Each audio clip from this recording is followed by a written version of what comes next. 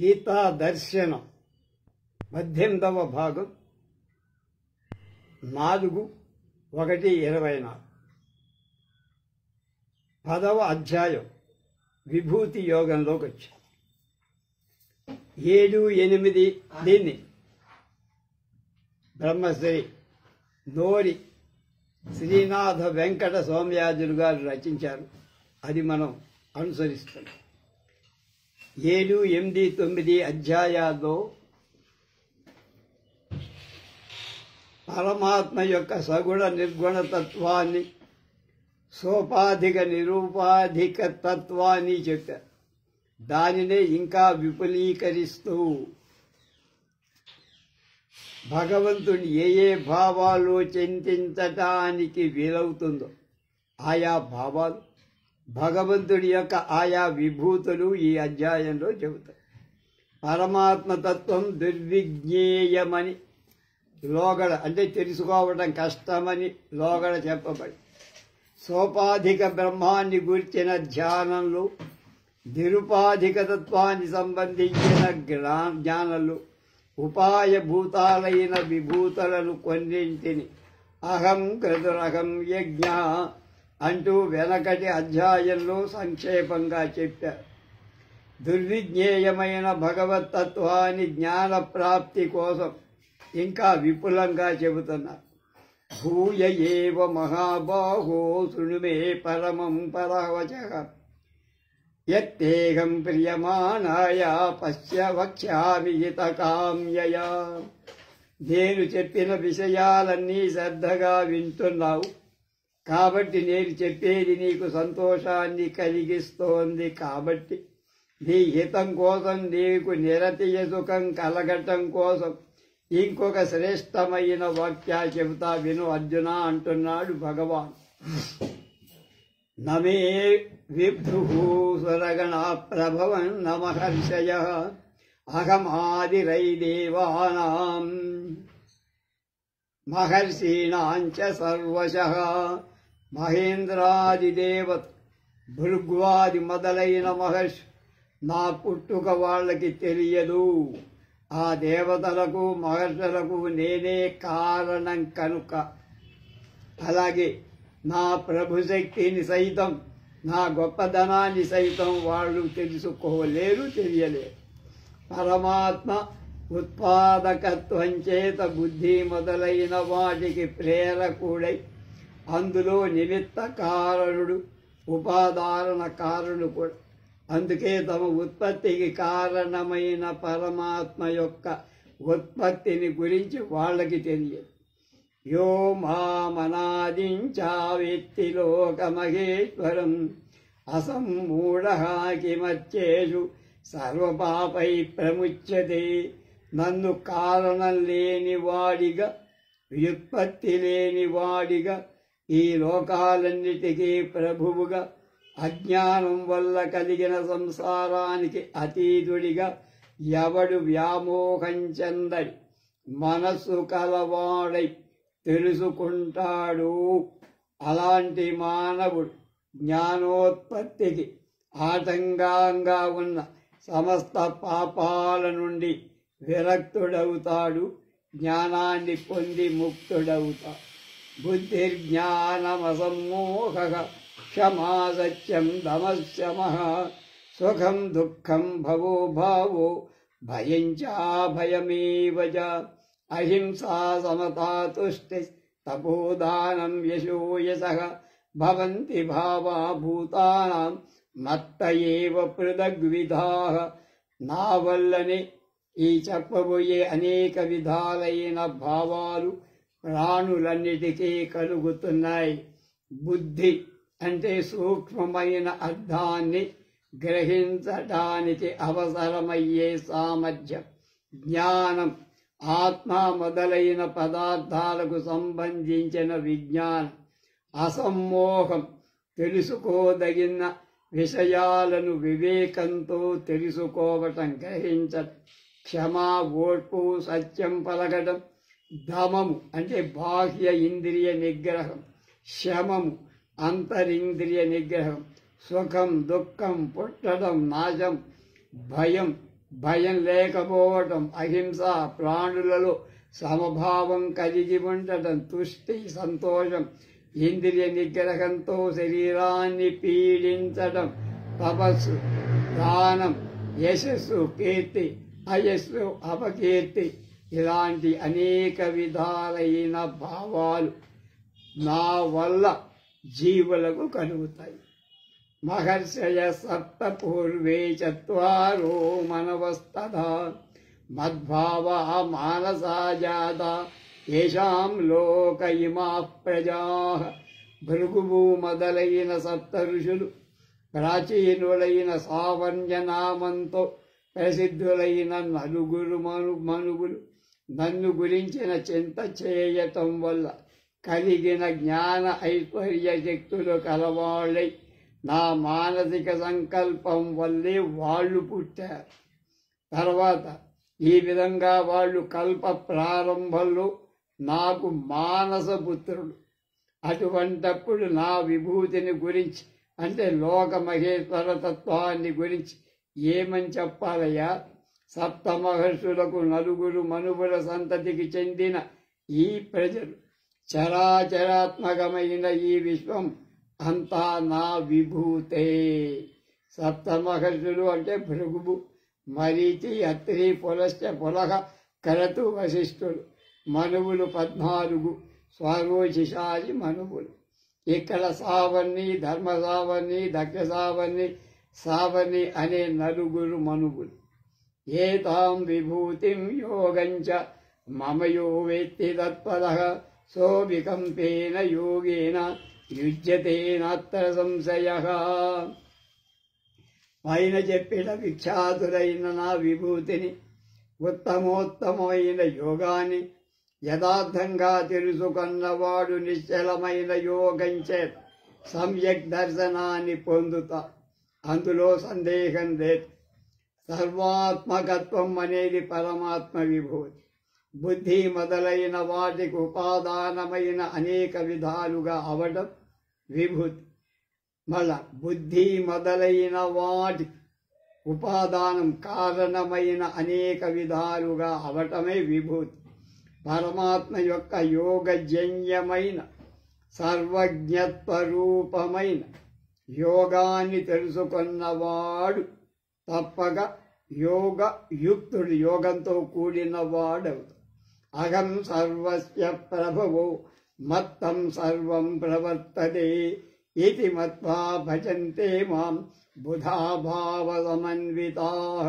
ఈ జగత్తు యొక్క సృష్టికి, స్థితి లయాలకు, పరబ్రహ్మకు అయిన నేనే కారణం అని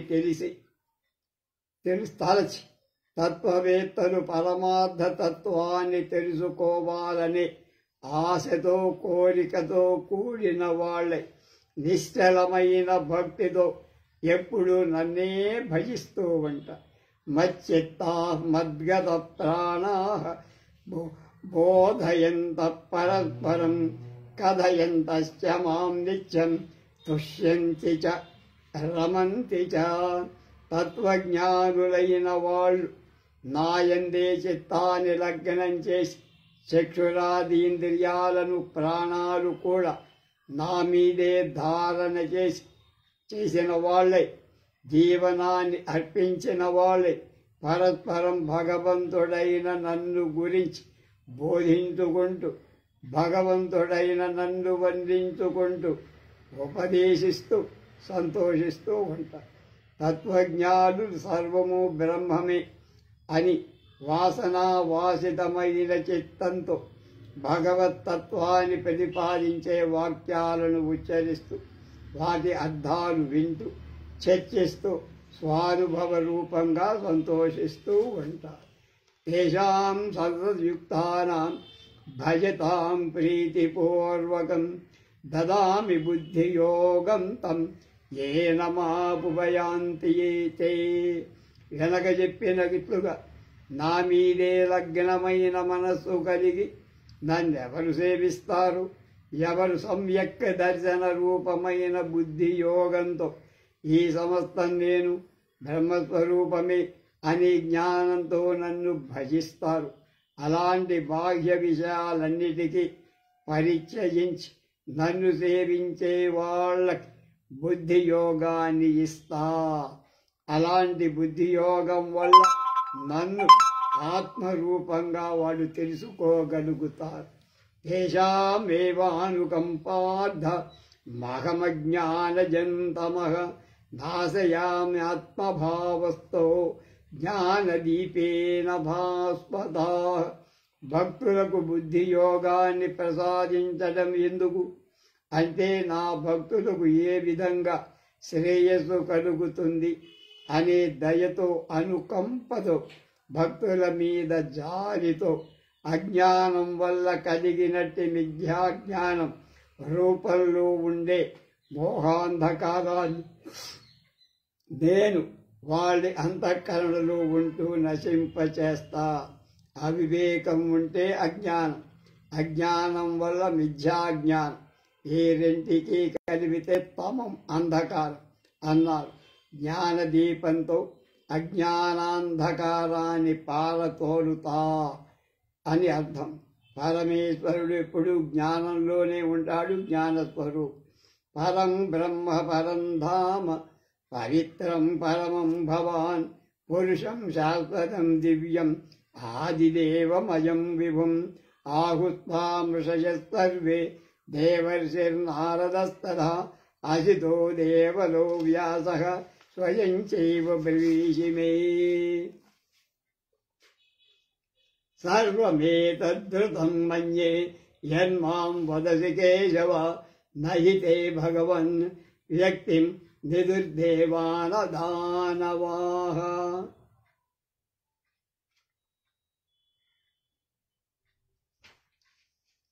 కృష్ణుడి మాటలు విన్న అర్జునుడు ఇలా అడుగుతున్నాడు, మహానుభావ, నువ్వు పరబ్రహ్మవు, కూటస్థుడు, నువ్వు పరంధాముడు, సర్వోత్కృష్టమైన తేజోరూపు, మిక్కిలి పవిత్రవుడు, సమస్త పాపాలు పోగొట్టేవాడు, నిత్యుడవు, పురుషుడవు, స్వర్గంలోని దేవతలందరికీ నువ్వే మొదటివాడు, ఉత్పత్తి లేనివాడివి, సర్వవ్యాపకుడవు అని నిన్ను గురించి వశిష్ఠాది ఋషులు, దేవర్షి అయిన నారదు, అసితుడనే మహర్షి, దేవలుడు అనే ఋషి వ్యాసర్షి చెప్తున్నారు. నీవు స్వయంగా కూడా అదే విషయాన్ని నాకు చెప్పావు. పరమాత్మ, నువ్వు నన్ను ఉద్దేశించి ఇంతవరకు చెప్పింది, ఋషులు చెప్పింది సత్యమని అర్థమైపోయి. భగవాన్, నీ యొక్క గొప్పతనాన్ని, వైభవాన్ని, దైవభావాన్ని, నీ ఉత్పత్తిని దేవతలు కానీ రాక్షసులు కానీ వాళ్ళకి తెలియదని ఇందాకే చెప్పావుగా. స్వయమేవాత్మనాత్మానం వేత్తత్వం పురుషోత్తమ భూత భావన భూతేశ దేవదేవ జగత్పతే. క్షరాక్షరులైన అతీతుడైన పరమేశ్వర, నశించేదానికి నశించదానికి అతీతుడవైన, భూతాలను భావన చేసేవాడా, అన్ని భూతాల పుట్టకు కారణమైన వాడా, సమస్త భూతాలకు ప్రభువ, దేవదేవ, విశ్వానికంతకు స్వామివైన పరమాత్మ, నీవు నీ మహత్యం చేత నిరతిశయమైన జ్ఞాన ఐశ్వర్య బలశక్తులతో కూడిన నువ్వే నీ విభూతులను పూర్తిగా చెప్పడానికి అర్హుడవు. అవి నీకే తెలుసు, ఇతరులకే ఎవ్వడికే తెలియదు. వక్తుమర్హస్య శేషేణ దివ్యాత్మ విభూతయః యాభిర్భూతిలోకభిర్లోకా లోకాని మాం స్వం వ్యాప్య తిష్టతి. కథం విద్యామహం యోగి త్వాం సదా పరిచింతయన్ కేషు కేషు చ భావేషు చింత్యోసి భగవన్ మయా. భగవాన్, నీ యొక్క అంటే ఆత్మ యొక్క మహాత్యం చేత, విస్తారం చేత లోకమంతా వ్యాపించి ఉన్నావు. దేవతా సంబంధమైన నీ విభూతులను, నీ ఆత్మ మహాత్మ్యాన్ని పూర్తిగా వివరించి చెప్పడానికి నువ్వే తగినవాడు. యోగీశ్వర కృష్ణ, ఎప్పుడు నిన్నే ధ్యానిస్తూ మరి చింతన చేస్తూ నిన్ను నేను ఎలా తెలుసుకోగలనయ్యా? భగవాన్, షడ్గుణైశ్వర్య సంపన్నుడివి నువ్వు. నిన్ను నేను ఏ పదార్థాలతో ఏ భావాలతో ఉపాసించవచ్చో నాకు స్పష్టంగా చెప్పవయ్యా. విస్తరేణాత్మనో యోగం విభూతించ జనార్దన భూయః కథయతుర్హి శృణ్వతో నాప్తి మే మృతం. జనార్దన, నీ ఐశ్వర్య విశేషాలను, నీ విభూతులను, ఆత్మమహాత్మ్య విస్తారాన్ని మళ్ళీ విపులంగా తెలియచేయి. అద్భుతమైన నీ అమృతవాక్కుల్ని ఎంత వింటున్నా నాకు తృప్తి కలగటంలా.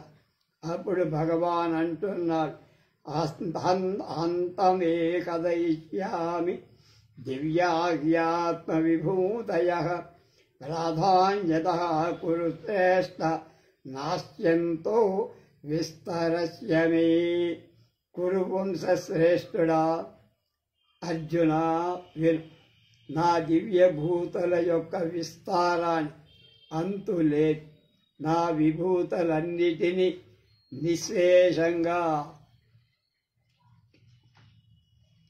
వివరించి చెప్పాలంటే ఎన్నేళ్ళైనా చాలు. వాటికి అసలు అంతూ దరి లేదు. కాబట్టి ఇప్పుడు నా విభూతుల్లో ప్రధానమైన కొన్నిటి గురించి మాత్రం చెబుతాను. అర్జునుడు ఇంతవరకు చెప్పింది శ్రద్ధగా వినలేదనే విషయం తెలిసి భూయః కథయః అనే మాటల్లో మళ్ళీ చెప్పమన్నందున కృష్ణుడు హంత అనే అనుమతి సూచకంతో ఆరంభిస్తున్నా. హంత అంటే విషాద సూచకం. అయ్యో, ఇంత చెప్పినా నీకు ఎక్కలేదురా, ఈ చెవిలోంచి ఆ చెవిలోకి వెళ్ళిపోయిందా, నిరుత్సాహ సూచకం అని కొందరంట. ఎంత చెప్పినా అర్జునుడు తెలుసుకోలేకపోయాడే అని ఉత్తమాధికారుడు ఏ విధంగా ధ్యానించాలో చెబుతున్నాడు. అహం ఆత్మా గుడాకేశ సర్వభూతాశయస్థితః అహమాదిత్య మధ్యం చ భూతానామంత ఏవ చ. అర్జున, అన్ని భూతాలలో ఆత్మరూపంలో ప్రకాశించే ఉండేవాణ్ణి. ఈ భూతాలన్నిటికీ ఉత్పత్తికి, స్థితికి, లయానికి కారణం నేనే. గుడాకేశ, నిద్రను జయించినవాడు. దట్టమైన కేశపాశం కలవాడు. పైన చెప్పిన విధంగా ధ్యానించలేనివాడు.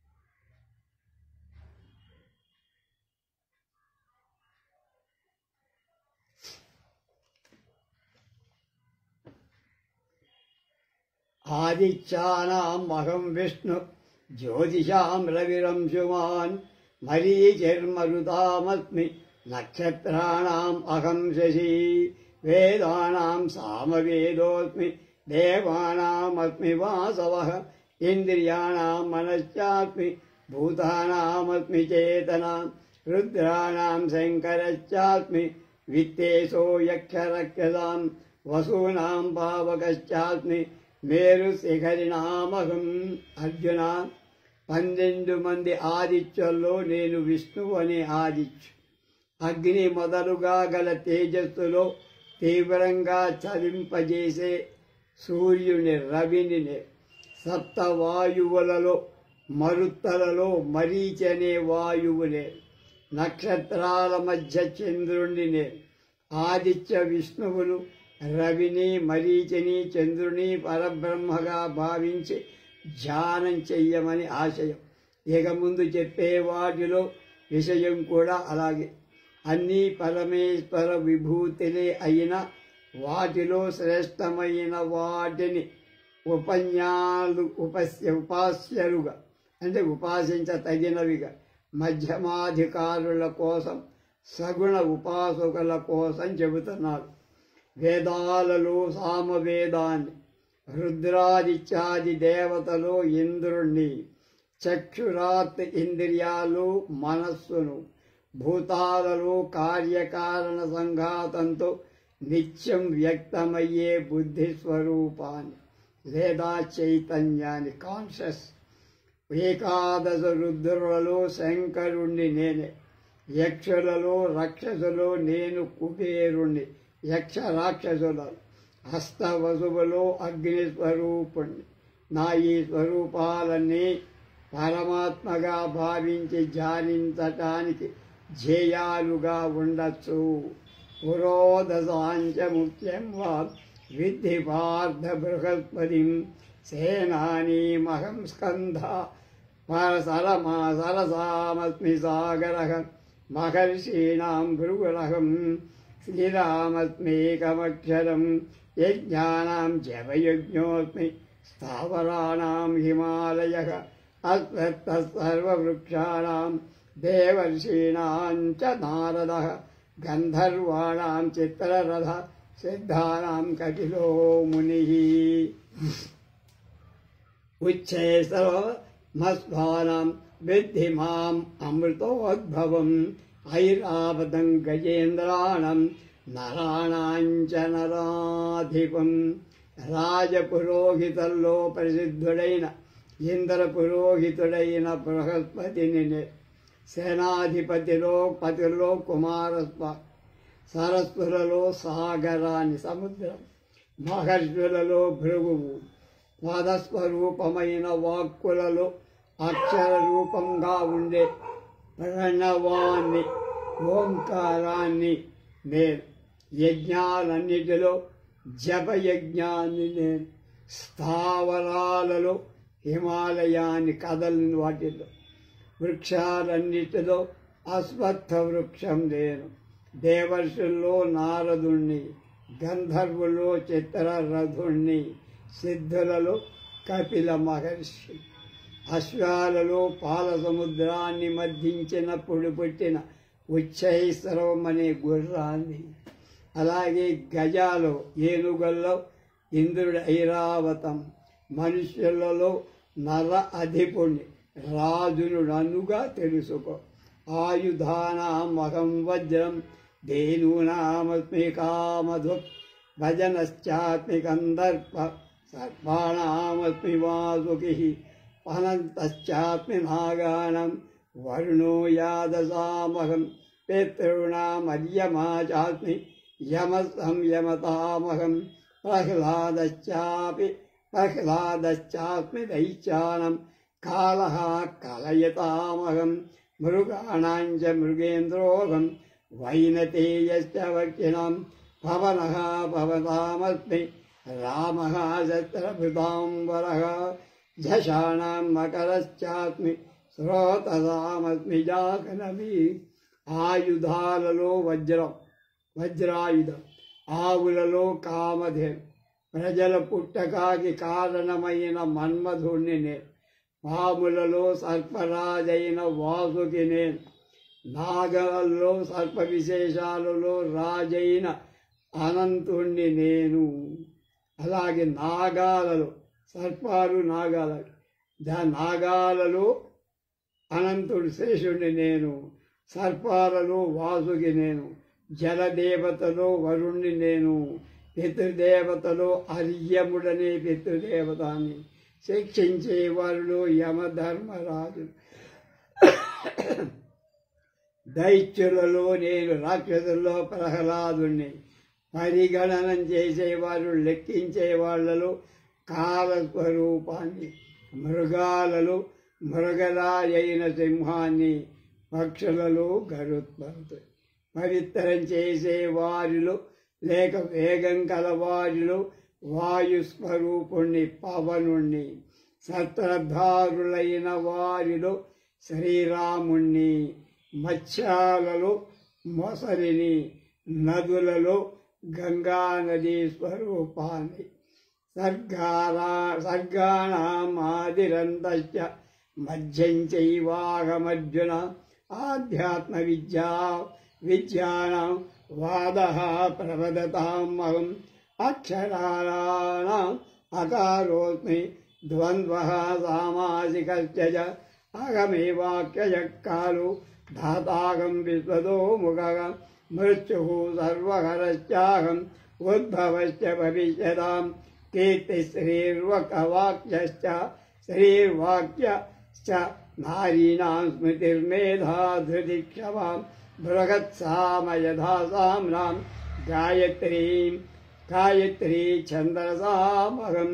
మాసానాం మార్గశీర్షోహం ఋతూనాం కుసుమాకరః. అర్జున, ఈ సృష్టికి ఆది మధ్య అంతం అన్నీ నేనే. సమస్త భూతాల సృష్టి స్థితి లయాలు నేనే. విద్యలలో మోక్షమే నేను. ప్రయోజనంగా కలిగే అధ్యాత్మ విద్యను బ్రహ్మ విద్య నేను. వాదాలన్నిటిలో అర్థ నిర్ణయం చేసే హేతువాదాన్ని లేదా తత్వ నిర్ణయం పరంగా కలిగినట్టి గురు శిష్యుల యొక్క ఇతరుల యొక్క సంవాదాన్ని నేను. అకారో వై సర్వవాక్ అనే శృతిని అనుసరించి అకారాది వర్ణాలలో అక్షరాలలో నేను మొదటిదైన అకార. సమాసాల్లో ద్వంద్వ సమాసాన్ని, ఇతర సమాసాల్లో కాకుండా సమాసాల్లో రెండు పదాల అర్థము ప్రధానంగా కలది కాబట్టి జీవ బ్రహ్మ సమానత్వాన్ని సూచిస్తుంది కాబట్టి ద్వంద్వ సమాసం. అక్షయమైన కాలాన్ని నేనే. కర్మ ఫలాన్నిచ్చే విశ్వతో ముక్కుణ్ణి నే. ధనాన్ని హరించే ఒక మృత్యువు, ప్రాణాన్ని హరించే ఒక మృత్యువు. ఈ రెండు రకాల మృత్యువు నేనే. ప్రళయకాలంలో సమస్తాన్ని హరించేది నేనే. హరించే ఈశ్వరుణ్ణి నేనే. భవిష్యత్తులో కలిగే అభ్యుదయ ప్రాప్తి అనేది నా స్వరూపమే. కీర్తి, లక్ష్మి, వాక్కు, స్మృతి, మేధ, ధృతి, క్షమ ఇవన్నీ ఉత్తమ గుణాలు. ప్రత్యేకంగా స్త్రీల యొక్క ఉత్తమ గుణాలు. ఇవన్నీ నా స్వరూపాలే. సామాలలో బృహత్సామం నా స్వరూపం. సర్వేశ్వర రూపమైన ఇంద్రస్తుతి కోసం అతిరాత్రాలలో చేసే గీతి విశేషమైన రుక్కును బృహత్సామం అంటారు. మళ్ళా సర్వేశ్వర రూపమైన ఇంద్రుని స్తుతి కోసం అతిరాత్రం అనే యాగంలో చేసే గీతి పాడేటువంటి గీతి విశేషమైన రుక్కే బృహత్సామం. త్రిష్టం, జగతి మొదలైన ఛందస్సులో గాయత్రి ఛందస్సు నా స్వరూపం. మాసాలు ఇప్పుడు నడుస్తున్న మార్గశీర్షం అనే పేరు గల మాసం నా స్వరూపమే. ఋతువులలో నేను వసంత ఋతువుని. జ్యోతం చలయితామస్మి తేజస్తేజస్వినామహం. జయోస్మి వ్యవసాయోస్మి సత్వం సత్వవతామహం. వృష్ణీనాం వాసుదేవోస్మి పాండవానాం ధనంజయః. మునీనాం అప్యహం వ్యాసః కవీనాం భూషణా కవిః. దండో దమయతామస్మి నీతిరస్మి జిగేషతాం. మౌనం చైవాస్మి గుహ్యానాం జ్ఞానం జ్ఞానవతామహం.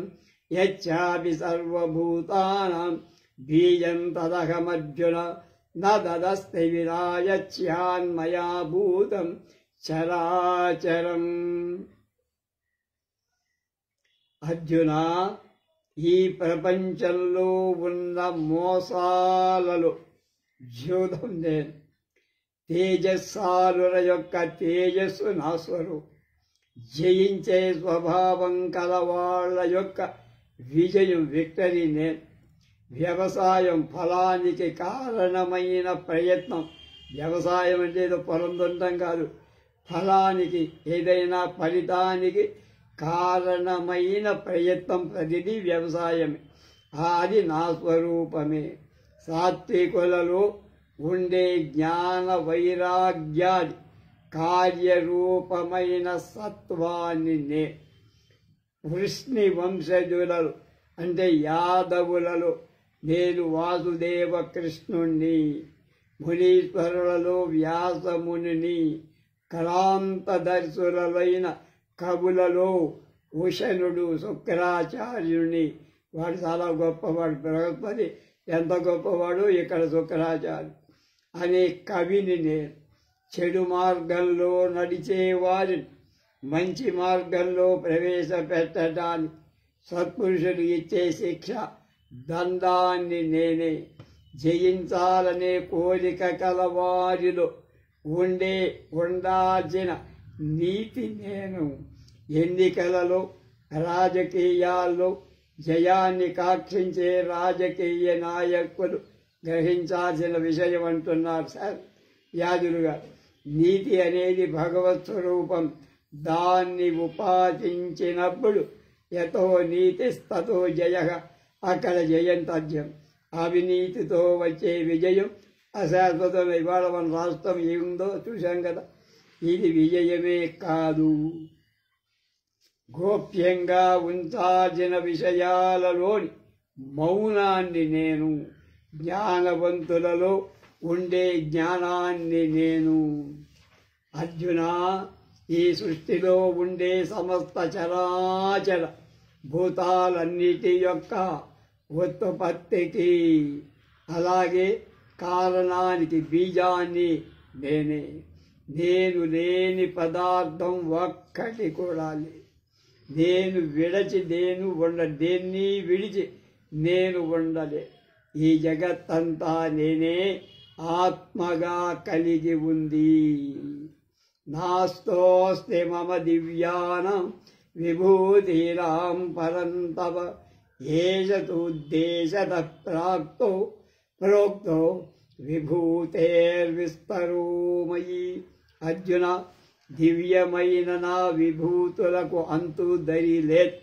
విస్తరించి చెప్పిన కొద్దీ పెరిగిపోతూనే ఉంది. సర్వాత్మను ఈశ్వరుడు అయినటువంటి నా విభూతులు తెలుసుకోవడం ఎవ్వరికీ శక్యం కాదు. అందుచేతనే ఉన్నదాల్లో సంగ్రహంగా చెప్పా. యద్విభూతిమత్సత్వం శ్రీమత్ ఊర్జితమేవ హిమేవ తత్తదేవావగచ్చత్వం మమ తేజోంశ సంభవం. ఈ విశ్వంలో ఏ పదార్థాలు విక్రమం, ఉత్సాహం, విక్రమం అంటే బలం, పౌరుషం, ఉత్సాహం, బలం, కాంతి, వైభవంతో కూడి ఉంటాయో అటువంటి పదార్థాలు ప్రాణి సమూహం ఈశ్వరుడి యొక్క తేజస్వంతో కూడి ఉన్నాయని తెలుసు. ఈ గుణాలు కలిగినవన్నీ నా తేజస్సు యొక్క అంశ సంభవాలే. నా తేజస్సులోంచి కొద్ది భాగం వాటిలోకి వెళ్ళాయి. అథవా బహునైతేన కిం జ్ఞాతేన తమార్జున విష్టభ్యాగమిదం కృత్స్న మేకాంశేన స్థితో జగత్తు. అర్జున, ఎంత విపులంగా ఇంకా ఎందుకయ్యా, ఒక్క మాటలో చెబుతా. కనిపిస్తుంది సమస్త జగత్తులో అంతటా నిండి నేను ఉన్నా. ఈ జగత్తంతటిని ఏక అంశతో ఏక పాదంతో నిలిపి, పాదం అంటే కాలు కాదు, వ్యాపించి ఉన్నా. పాదోచ విశ్వభూతాని త్రిపాదశ్యామృతం దివి. తైత్తరీయ ఆరంజకంలో పురుష సూక్తం సూచితం. పరమేశ్వర విభూతులన్నీ మంద ప్రజ్ఞుల కోసం చెప్పబడ్డాయి. ఈనాటికి చెట్లను, పుట్టల్ని, పాముల్ని ఇలా అనేకమైన వాటిని పూజిస్తున్న వాళ్ళని చూస్తూనే ఉన్నా. వాళ్ళంతా తమకు ఇష్టం వచ్చిన రూపంలో భగవంతుణ్ణి ఉపాసిస్తున్నారు. వాళ్ళది అజ్ఞానంతో కూడిన ఉపాసన కావచ్చు. అయితే ప్రతి జాతిలో శ్రేష్టమైన వాటిలో భగవద్విభూతి ఎక్కువగా ప్రతిఫలిస్తుంది. కాబట్టి దానిని ఉపాసించడం మంచిది, శ్రేష్టం. పదార్థాలు జీవులే కాదు, భావాల్ని సైతం ఉపాసనకు ఉపాస్యంగా పనికి వస్తాయి అని గ్రహించాలి. ఏమిటవి? నీతి ఒక ఉపాసన, కీర్తి ఒక ఉపాసన, బలం, తేజస్, వాక్కు ఇవన్నీ కూడా దానికే వస్తాయి. ఈ అధ్యాయంలో చెప్పిన విభూతులన్నీ ముఖ్య అధికారి అయిన అర్జునుడి కోసం కాదు, మన కోసం. అజ్ఞానులైన వాళ్ళకి తమ ఉపాసన మీద తృప్తి కలిగించటానికి చెప్పబడ్డాయి. కాలక్రమేణ వాటికి సర్వం కల్విదం బ్రహ్మ అని జ్ఞానం కలగచ్చు. ఇలా ఉపాసించుకుంటూ పోయి అదే ఈ అధ్యాయ ప్రయోజనం. ఈ సృష్టిలోని చరాచరాలన్నిటిలో పరమాత్మ ఆత్మభావంతో ఉన్నప్పటికీ ఉత్కృష్టమైన వస్తువులను, ప్రాణాలను, భావాలను పేర్కొంటల్లో ఉద్దేశం అవన్నీ ఉపాస్యాలుగా ఉపాసకులకు ఉపయోగిస్తాయనే ఉద్దేశమే. సృష్టిలో నికృష్టమైన జీవరాశులు, వస్తువులు, భావాలు కూడా పరమేశ్వరుడి యొక్క అంశమే, ఆయన అంశమే అవి కూడా అనే విషయం ఎప్పుడూ మరిచిపోకూడదు. ఈ విషయాన్ని విస్మరిస్తే ఈ అధ్యాయం ప్రయోజనమే లేదు, అది నెరవేరదు కూడా. ఇది శ్రీమద్భగవద్గీతాసూపనిషత్ బ్రహ్మ విద్యాయాం యోగశాస్త్రే శ్రీకృష్ణార్జున సంవాదే విభూతి యోగో నామ 10వ అధ్యాయః సమాప్తః. రేపు విశ్వరూప సందర్శనం అనే 11వ అధ్యాయంలో ప్రవేశిస్తాం. స్వస్తి.